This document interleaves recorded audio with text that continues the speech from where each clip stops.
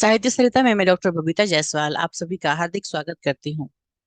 साथियों, आज मैं एक विशेष उपन्यास पर बातचीत करने के लिए आपके समक्ष प्रस्तुत हूँ। यशपाल का झूठा सच उपन्यास भारत विभाजन की त्रासदी को मुखरित करने वाला कालजयी उपन्यास है। आज मैं इस उपन्यास की कथा वस्तु पर बातचीत करूंगी। यशपाल का झूठा सच उपन्यास भारत विभाजन की त्रासदी को केवल बयान ही नहीं करता, बल्कि इसके कारणों की और उसके परिणामों की पड़ताल करता है। यह उपन्यास कालजयी उपन्यास कहा जाता है और भारत विभाजन को यदि समझना हो या उसके परिणामों का विश्लेषण करना हो तो इस उपन्यास को दरकिनार नहीं किया जा सकता। यशपाल का जो रसोच उपन्यास अ, विभाजन की त्रासदी की महागाथा है, बल्कि यह 20वीं शताब्दी के चौथे पांचवें दशक के हिंदुस्तानी जीवन की लय को बताने वाला, उसकी मार्मिक और प्रामाणिक छवि को प्रस्तुत करने वाला उपन्यास भी माना जाता है, जो अपने आप में बेजोड़ है। यह उपन्यास दो भागों में संकलित है और दो भागों में लिखा गया है। लगभग 1200 पृष्ठों के विस्तार में ये फैला हुआ है और कथा वस्तु विभाजन के इर्द गिर्द बुनी गई है। और पृष्ठभूमि में है स्वाधीनता आंदोलन की जो गूंज सुनाई दे रही थी भारत के अंदर। तो उस स्वाधीनता आंदोलन की गूंज से ये उपन्यास शुरू होता है, जो उपन्यास के पूरी कथा वस्तु में और उसके पूरी कथा वस्तु के पूरे एक माहौल में समाई हुई है। सन 45-46 के लाहौर का संसार यहाँ पर वर्णित है, जहाँ जनजीवन समाज की हलचलों से लेकर के 1947 तक की आंधी के जीवन दस्तावेज ब्यूटा सच के उपन्यास में दिखाई देते हैं। ये दो भागों में उपलब्ध है, वतन और देश का भविष्य। वतन और देश जो इसका पहला भाग है, मैं संभवतः इसलिए दिया गया था नाम इसको कि वतन अर्थात लाहौर में लंबे समय से रह रही हिंदू मुसलमानों की पीढ़ियां एक दूसरे के दुख दर्द में काम आती रही और एक दूसरे से घुलती मिलती रही।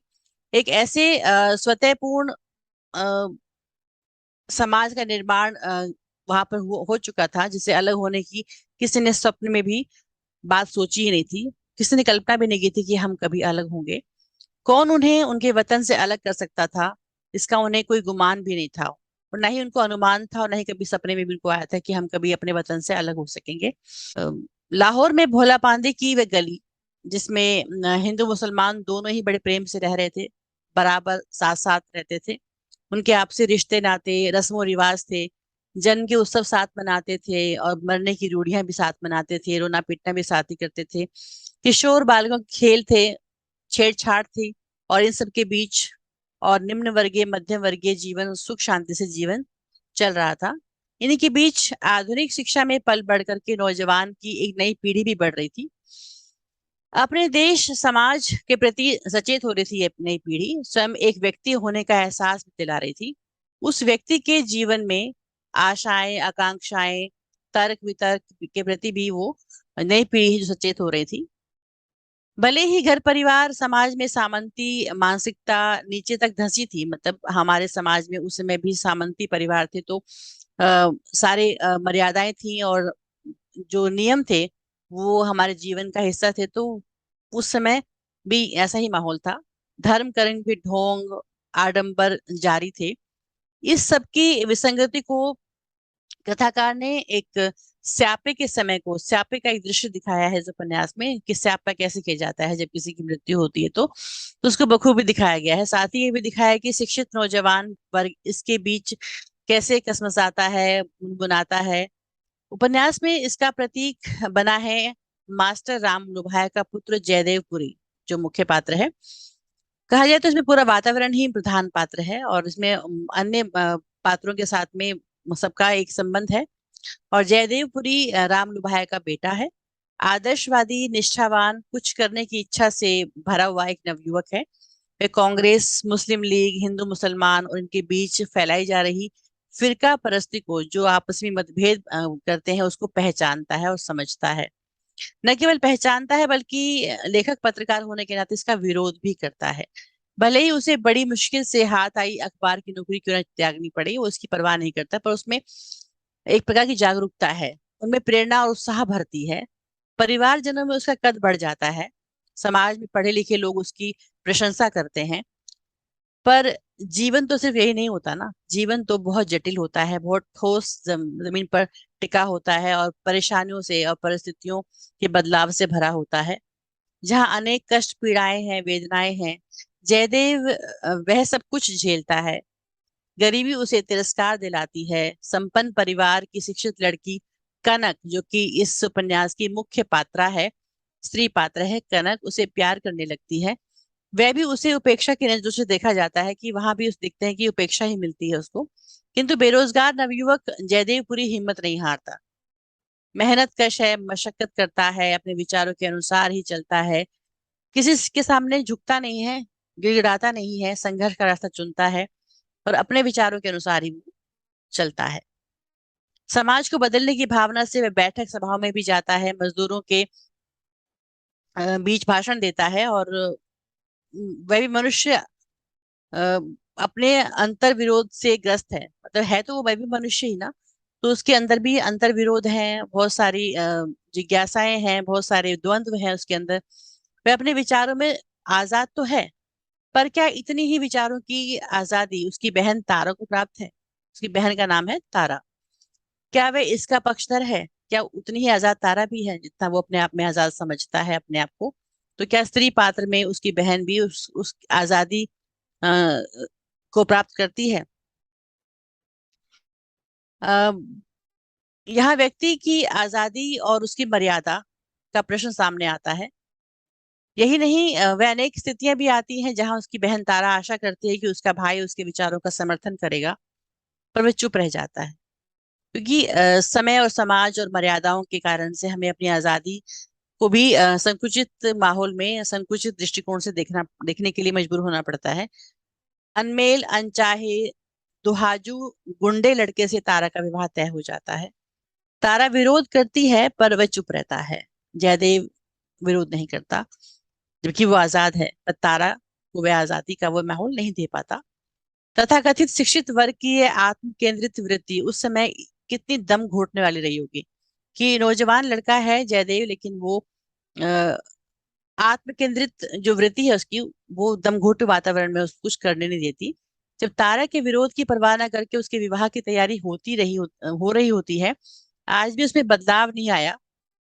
बल्कि आज ऐसे सुविधाजीवी व्यक्ति का जन्म हुआ है जो घर परिवार समाज देश सबसे अपनी पीठ मोड़कर स्वयं अपने स्वार्थ पर ही सीधी नजर रखता है। स्वार्थ के सामने जिन संस्थाओं के बीच में पला बड़ा है, उसका कोई मूल्य ही नहीं रह गया है। इस सबकी झलक इस उपन्यास में हमें यहाँ वहां देखने को मिलती है, जो पाठक के मन पर गहरी छाप छोड़ती है। कुछ आलोचक का मानना है कि उपन्यासकार विभाजन के समय के जीवन की विशेष स्थितियों परिस्थितियों से परिचित तो कराता है, पर वो इतना सतही है, इतना उथला है, सपाट है कि पीड़ा की गहराई तक अपनी पहुंच नहीं बना पाता। यशपाल की दृष्टि जिन स्थूलताओं में ही उलझी रह जाती है, वैसा आरोप भी इस पर लगता है कि कुछ स्थूलताएं रह जाती हैं उनके उनके उस वर्णन में। क्या यह इतिहास को वस्तु रूप में अपनाने के कारण से उन्होंने इतिहास को एक वस्तु के रूप में चित्रित किया?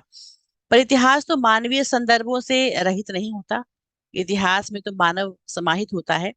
इस उपन्यास के पहले भाग की अनेक घटनाएं और दृश्य इसका प्रमाण है कि परिस्थितियों के बीच फंसे आदमी की दरिंदगी, उन्माद के अनेक उदाहरण यहाँ पर देखे जा सकते हैं कि इंसान परिस्थितियों के बीच फंस करके किस प्रकार से दरिंदा भी हो सकता है, उसकी परिस्थितियां उसे क्या बनने पर मजबूर कर देती हैं।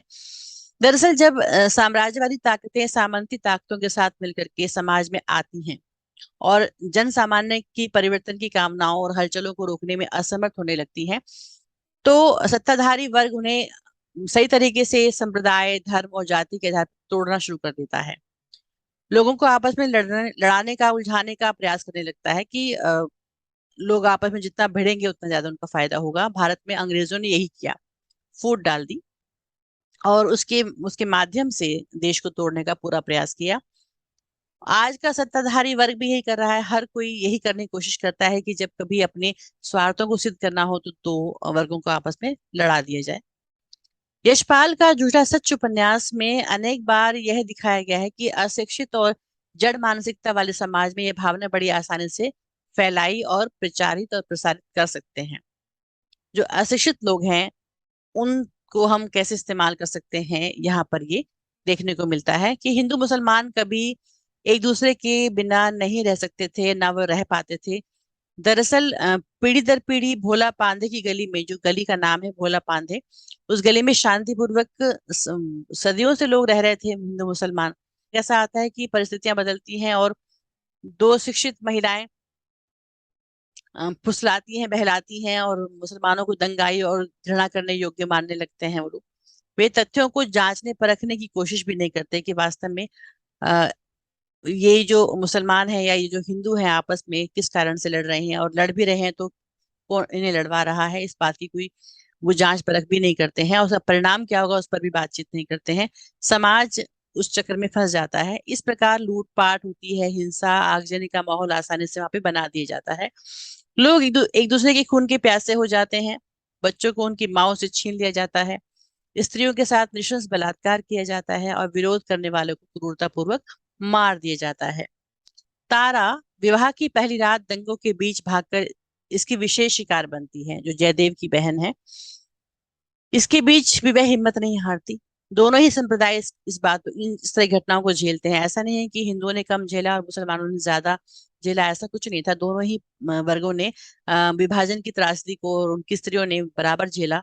इसका पूरा वर्णन इस झूठा सच उपन्यास के अंदर आपको देखने को मिलेगा। यशपाल हिंदू पर अधिक फोकस रखते हैं। इस पर उनको उन पर आरोप लगता है कि दोनों संप्रदाय झेलते हैं, लेकिन फिर भी यशपाल की दृष्टि हिंदुओं पर ज्यादा अटकती है। स्वार्थ परता के बीच माहौल के बीच में, लोगों के बीच मनुष्य अधिक सुरक्षित हो जाता है। ऐसा नहीं है कि आप लोगों के बीच में है और आपका अपना वर्ग है तो वहां पे आप ज्यादा सुरक्षित हो जाएंगे। स्वार्थ बर्बरता अन्याय से यहाँ उसकी मुठभेड़ हो जाती है।